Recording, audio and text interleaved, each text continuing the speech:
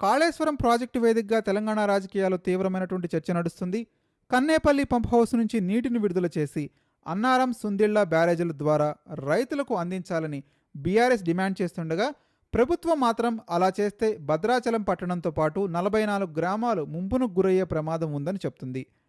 NDSA సూచనల మేరకు ఇప్పటికెప్పుడు నీటిని విడుదల చేయడం లేదని కాంగ్రెస్ ప్రభుత్వం స్పష్టం చేస్తుంది.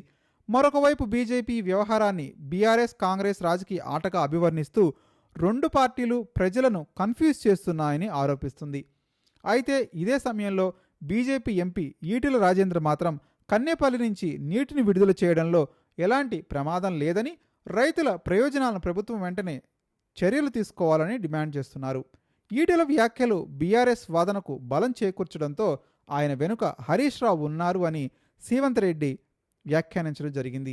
దీనిపై స్పందించిన ఈటెల తనకు తెలంగాణ ప్రయోజనాలే ముఖ్యమని, దేశం ముఖ్యం కావచ్చు కానీ తెలంగాణ రైతాంగం కోసం అవసరమైనప్పుడు పార్టీ రాజకీయాల కంటే ప్రజా ప్రయోజనాలే ముందుంటాయని చెప్పుకొచ్చారు.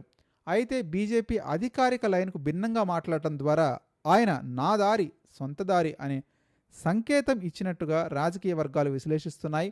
గతంలో బీఆర్ఎస్లో ఉన్నప్పుడు కూడా తాను పార్టీ ఎజెండాకు యజమానుల్లో ఒకడిని చెప్పిన ఈటెల ఇప్పుడు బీజేపీలోనూ తెలంగాణ అంశాలపై స్వతంత్ర వైఖరిని ప్రదర్శించడం ఆసక్తికరంగా మారింది. మొత్తంగా కాళేశ్వరం అంశంలో మూడు పార్టీలు మూడు విధాలుగా మాట్లాడుతుండగా, ఈటెల రాజేందర్ వ్యాఖ్యలు మాత్రం తెలంగాణ ప్రయోజనాల పేరుతో బీజేపీ అధికారిక వైఖరికి సవాల్ విసిరినట్టుగా కనిపిస్తున్నాయి. మీరు కూడా మీ అభిప్రాయాన్ని కామెంట్ రూపంలో తెలియజేయండి. నిజంగానే ఈటెల రాజేందర్ బీజేపీకి దూరంగా జరగబోతున్నాడా? మర్చిపోకుండా కామెంట్ చేయడం ప్రయత్నించండి.